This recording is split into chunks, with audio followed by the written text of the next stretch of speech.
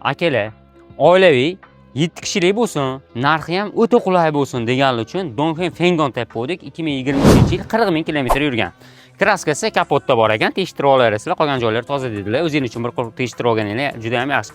Akalar bu mashina gibrid, 1200 km zapas xod bo'ladi. Tok o'zida yuradigan bo'lsangiz, gidayet 60-70 km gacha yursa kerak menimcha. Mashinamiz salon holatlari juda ham go'zal, haqiqatan ham go'zal, rangi juda ham yaxshi kombinatsiya qilingan ekan. Evakor polilar tashab qo'yilgan, naktikalar toqib qo'yilgan, maloshni salon ekan akalar. Mashinamizni funksiyalariga keladigan bo'lsak, multiroli, tepalikdan tushish, tepalikdan chiqish, drive mode funksiyalari, auto hold funksiyalari bor, bespirodniy zaryadkalargacha bor. Eng muhimi akalar, narxi juda ham qulay hamda 7 kishilik oilaviy mashina.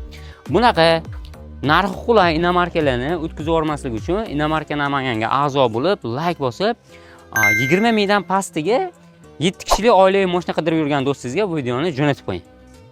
Akalar, bu mashinani egalari 1,5 yil oldin 34 mingga olganman deyaptilar. Ko'ryapsiz, siz uchun biz talashib tortishib 15 ming dollar narzatiga tushirib qo'yapmiz. Endi ham bosa olmasangiz bo'lmaydi. 19 ming dollarga bunaqa mashinani o'tkazib yubormaslik uchun inomarka Namanganga a'zo bo'lib, like bosib, yaqin do'stlaringizga, 7 kishilik mashina qidirgan do'stlaringizga bu videoni jo'natib qo'ying.